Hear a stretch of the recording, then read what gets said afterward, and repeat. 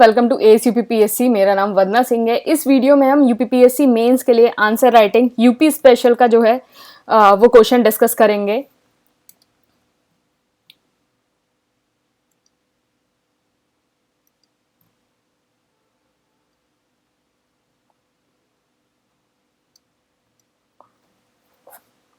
Okay, तो question है हमारा, what are the major challenges before revenue system of UP. UP के revenue system के आगे क्या मेजर चैलेंजेस हैं। तो ये यूपीपीएससी मेंस 2021 का जो क्वेश्चन है, जीएस 2 में आया था ये क्वेश्चन। अच्छा, उससे पहले मैं एक चीज डिस्कस कर लेती हूं। देखो, अगर अगर आप बॉर्डर पे हैं, अगर आप बॉर्डर पे हैं और आपको थोड़ा डाइसी लग रहा है, मैं बोल रही हूं कि आप जो है आंसर राइटिंग प्रोग्राम ज्वाइन कर लीजिए। आंसर राइटिंग जो है करनी स्टार्ट कर दीजिए। आंसर राइट, क्योंकि बाद में क्या है, अगर आपका प्रीलिम्स क्लियर हो जाता है तो फिर बहुत अफसोस होगा कि ये जो इतने दिन थे इनको सही से यूटिलाइज नहीं किया।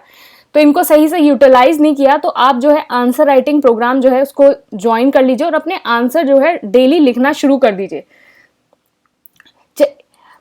अगर चलिए मैं आपको एक चीज और बता देती हूँ, मतलब इतना जो डाइसी रहता है कि जब बॉर्डर पे रहते हैं हमारा होगा नहीं होगा, तो अगर आपने 2023 का आंसर राइटिंग प्रोग्राम ज्वाइन करा और खुदा ना खास्ता अगर 1% नहीं हो पाया, तो मैं आपको 2024 के आंसर राइटिंग प्रोग्राम में शिफ्ट कर दूंगी।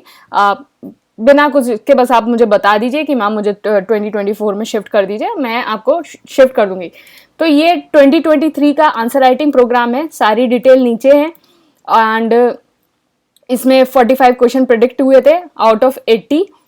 और ये जो है 3 बैचेस हैं 2024 के।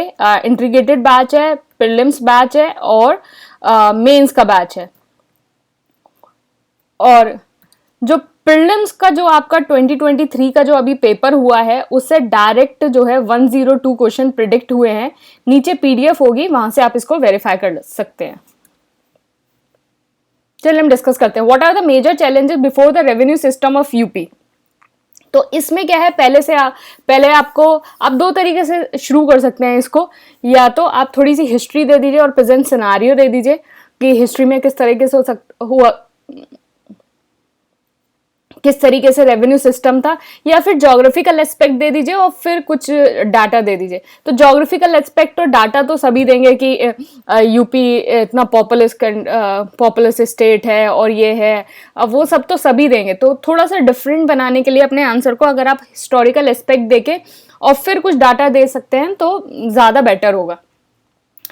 तो हम शुरू करते हैं। तो पहले मैंने आपको बता ही रखा है कि इंट्रो लिखना है, फिर बॉडी लिखनी है, कंक्लूजन। तो प्रीवियस जो वीडियोस हैं उनको देख सकते हैं। हमने आंसर राइटिंग का पूरा लेआउट जो है डिस्कस किया है। तो हम अपना आंसर शुरू करते हैं। Since medieval period from Alauddin Khilji, Sher Shah to Akbar, UP had effective revenue system. Some examples are Raja Todarmal, बंदोबस्ती सिस्टम, जबाती एंड जरीब। तो आपने एक हिस्टोरिकल वो दे दिया। Presently UP contribute approx 8% of India's GDP।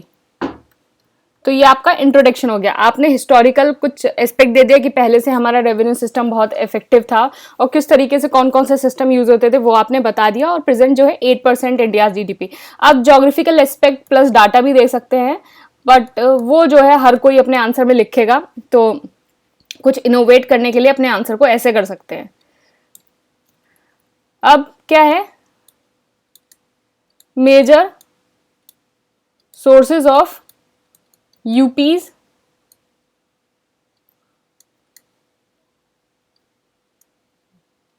Revenue.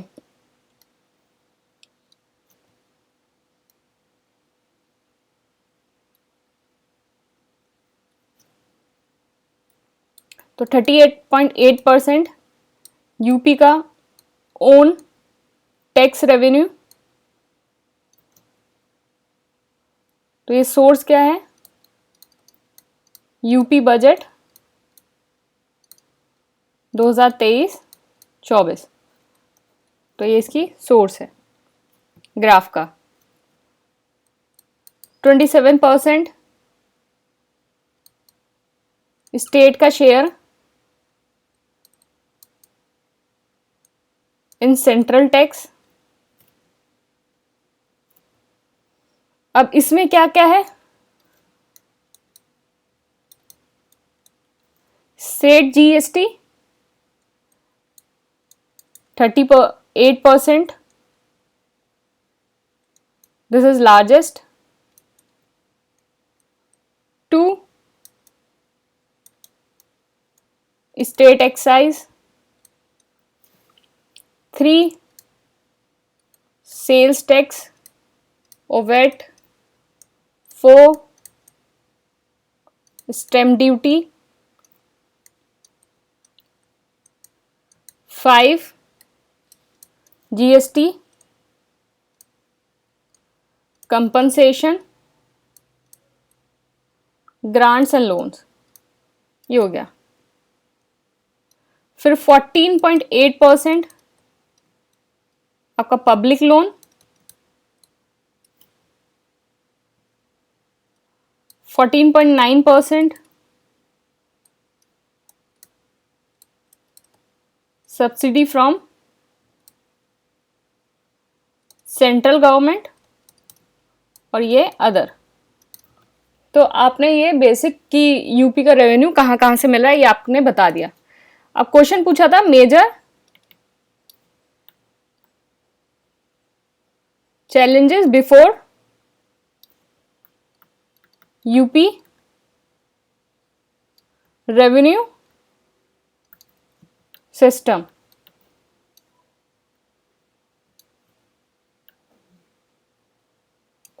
पहला क्या है,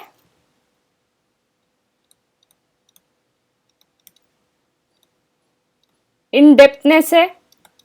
ये सब आपका बजट में लिखा हुआ है। UP indebtedness increase to 34.2% 2022-23।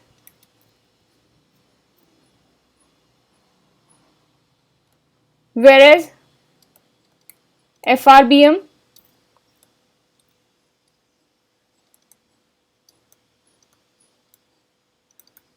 review committee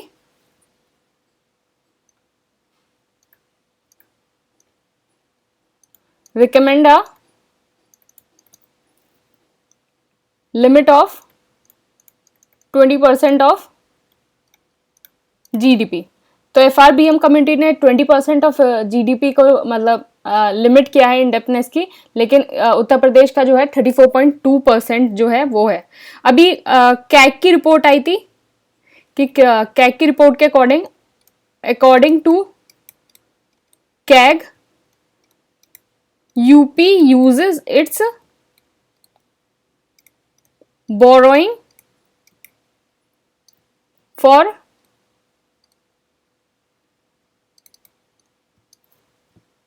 repaying previous debt। तो प्रीवियस डेप्ट को रीपे करने के लिए है, मतलब वहाँ से कुछ इफेक्टिव रेवेन्यू जनरेट नहीं हो, मतलब रेवेन्यू डेफिसिट नहीं हो रहा है, जो ये डेफिसिट है बेसिकली ये प्रीवियस डेप्ट को यूज़ हो रहे हैं कि मतलब कोई आपका इंफ्रास्ट्रक्चर में उन सब चीज़ों में जो है इनडेप्थनेस में नहीं जा रहा है, बेसिकली जो है वो प्रीवियस डेप्ट की वजह से जो है ज़्यादा रेवेन्यू आ रहा है, वो सॉरी डेफिसिट आ रहा है। नेक्स्ट है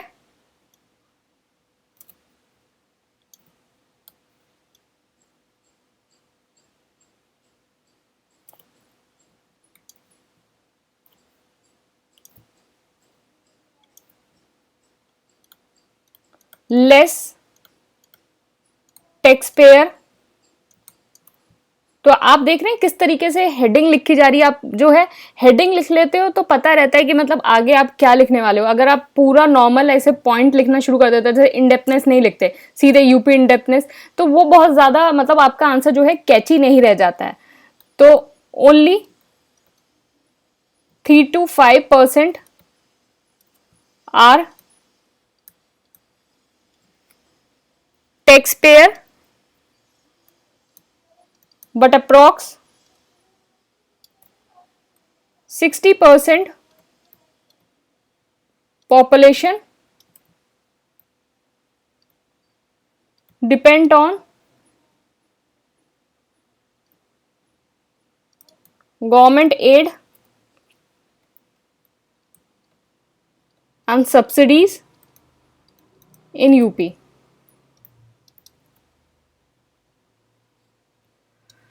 तो 3 to 5% टैक्स पेयर है और लेकिन 60% पॉपुलेशन जो है गवर्नमेंट एड और सब्सिडीज पे जो है वो डिपेंडेंट है। तो पहले दूसरा पॉइंट हो गया। एंड अब तीसरा पॉइंट हो गया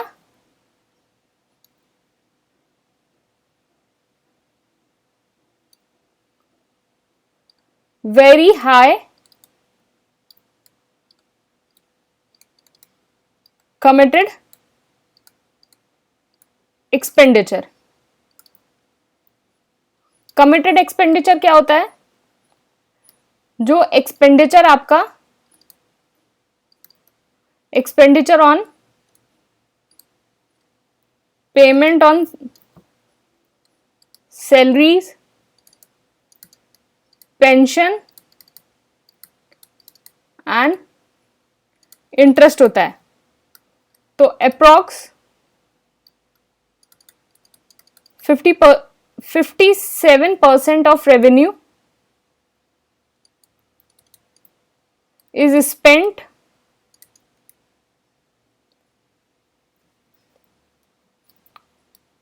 on this,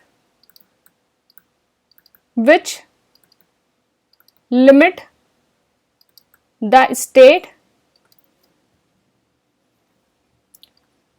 to decide on other expenditure priorities. तो 57% जो है आपका कमिटेड एक्सपेंडिचर है। 4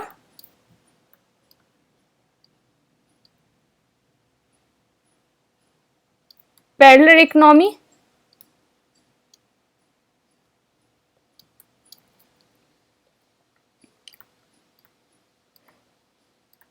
black money and fake currency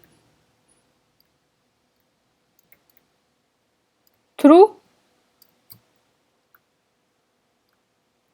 border of Nepal,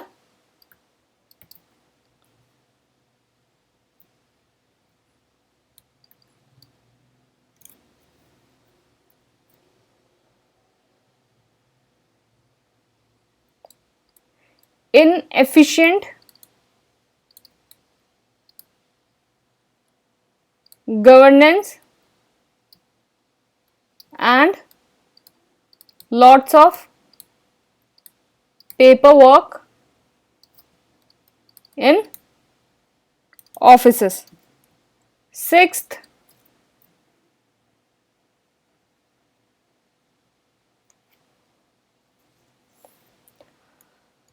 not efficient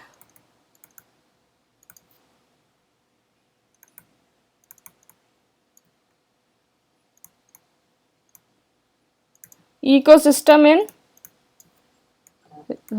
UP revenue system. तो ये आपने चैलेंजेस लिख दिए। तो कभी भी जब चैलेंजेस आप लिखें तो हमेशा जो है उसका वे फॉरवर्ड जरूर दिया करो। तो वे फॉरवर्ड क्या होगा, क्योंकि आप जो है आप सिविल सर्वेंट बनने का एग्जाम दे रहे हैं, तो सिविल सर्वेंट ये नहीं कि आपको कोई दिक्कत आ रही है तो उसका एक वे फॉरवर्ड ना दे कि किस तरीके से उस दिक्कत को सुधारा जाए, किस तरीके से मतलब आप ये नहीं है कि आप जैसे नॉर्मल लोग होते हैं कि कोई सरकार की कोई पॉलिसी है उसको क्रिटिसाइज कर दिया। आप जो है जब आप सर्विस में आएंगे तो जितनी भी आपकी गवर्नमेंट पॉलिसीज होगी तो उनका इम्प्लीमेंट करने का जो उनका इम्प्लीमेंट करने का सारा जो जिम्मा है वो आपके ऊपर होगा। उन सारी पॉलिसीज फॉर्मुलेशन जो है वो आपका जो है जो फॉर्मुलेशन आपका जो है मिनिस्टर्स और जो आपके सेक्रेटरीज हैं वो करेंगे, लेकिन जो इम्प्लीमेंटेशन का जो रोल है वो सारा जितने ग्राउंड लेवल का आपके ऑफिशियल्स होते हैं, एडमिनिस्ट्रेटिव लोग होते हैं, उनको करना होता है। तो आप जो है वे फॉरवर्ड देना जब भी हमेशा याद रखो कि जब कभी भी चैलेंजेस लिखने हो किसी भी क्वेश्चन में तो वे फॉरवर्ड देना जो है बहुत जरूरी है। तो वे फॉरवर्ड जो है modern technique for land management,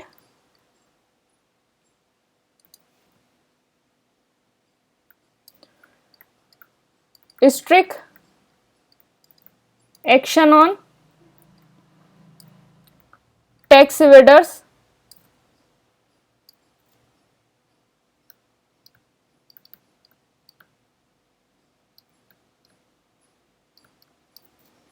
bring more people under ambit of, ज्यादा लोगों को लेके आओ टैक्स पेयर के लिए, जो टैक्स इवेड कर रहे हैं उनको इस पे strict action low. And time bound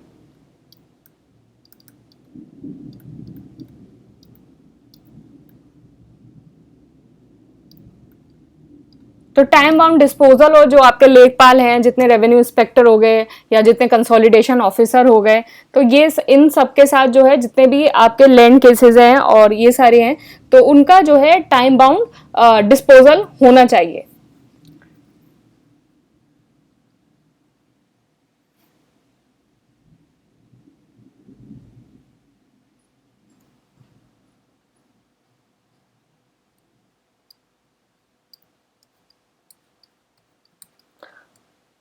government initiative to increase revenue,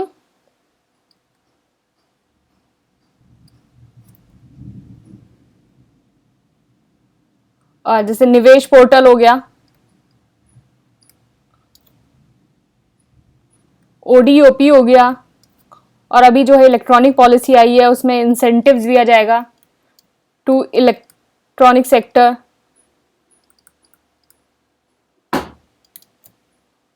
defence corridor हो गया,